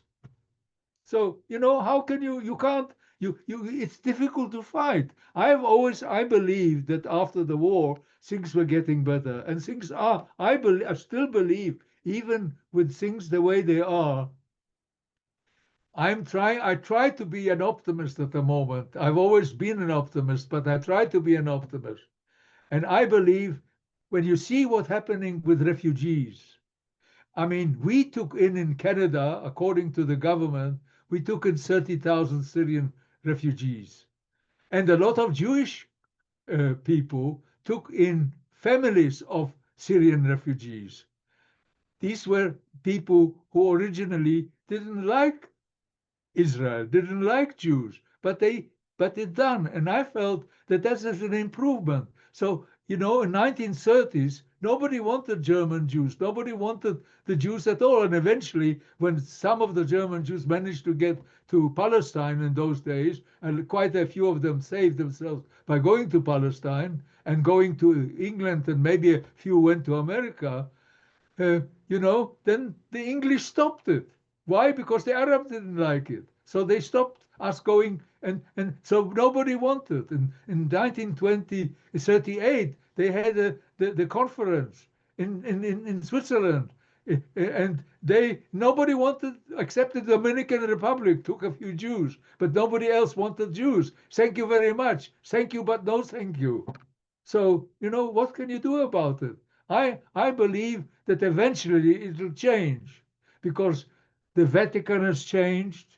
I mean, some of the Catholics are still the people that I met, the Catholics that I met, and I especially wanted to go with Catholics. And the College of St. Elizabeth is a Catholic, a university with nuns and the bishop and so forth. And I found the empathy that I got from them, that it is, and people are good. There are a lot of good people in the world, and those good people eventually are going to win. Amen. Thank you. Thank you. Rita, you have your hand raised. I don't see anyone else's hand raised. If anyone wants to do any last minute hand raising, that's fine. Otherwise, after Rita, I'm going to ask one final question and we'll close out the program. Hi, I'm tuning in from Toronto, and I want to add my thanks to Pinchas and to you, Michael. And it was wonderful listening. I too could listen for even longer, but I wanted to just mention one little personal note here. I met you, Michael, at a conference in Markham, Ontario. We sat at the same table with your mom and your dad, and it was just great. And here you, I turned on my screen, and there you are. So nice seeing you again. Wow, beautiful. Thank you so much for that. I do remember you, Rita. We had our dinner table together. That's right. Yeah. Oh, so good to see you again. Thank you. Okay. Be well. Beautiful. I want to finish up by talking about something which whenever I speak at schools, universities, or anything else, I always give them a gift. And the gift is a torch. And I call it the torch of righteousness. The torch of righteousness is a torch like the Olympic torch. Now, the Olympic torch, when they finish one Olympics, they light another torch and they run from all the different countries that are going to participate in the next Olympics so that the athletes should compete properly. They shouldn't have any problems in fighting and so forth and so on. And it should be a calm and good competition and everything should go well. My torch has got lots of flames. And I will give you the first 5. No racial discrimination, no religious discrimination, no homophobia, no xenophobia, and above all, no hate. Hate is vicious. Hate creates vengeance. It creates all kinds of terrible things. So stay away from hate. Take those flames, take the torch that I give you, give it to your families, give it to your friends, give it to the world as much as possible. Let those flames light up the world and make the world a better place. And that is my torch of righteousness. Amen, amen, amen. That was so beautifully said, Pinchas. I think maybe we should end on that note. I want to thank you so much for your time and your energy and your dedication to sharing your testimony. You are such a remarkable human being. Like I said in the beginning, I met you before I knew your testimony, and then learning more about you, I appreciated you even more. And I think the saying, to know you is to love you, is pretty apt. And I think everyone here can agree with me. You are such a remarkable human being. Thank you for everything you do in this world. Thank you for sharing your testimony and for giving us light and motivation to do good. Thank you so much. I want to thank everyone who's here for being here, listening. I will share information on how to purchase Pinchas's book. To interrupt you, but don't give me a geschwollenen Kopf. As they say, don't give me a geschwollenen Kopf. A big head, right? You deserve that and so much more. All my love to you. Thank you all. This was so beautiful. What a way. It's freezing and it's snowing outside my window, but I feel so warm and loved here. Take care. Be well, everyone. תודה רבה. Shalom, shalom, shalom וברכה. Shalom וברכה. Amen. תודה. Bye.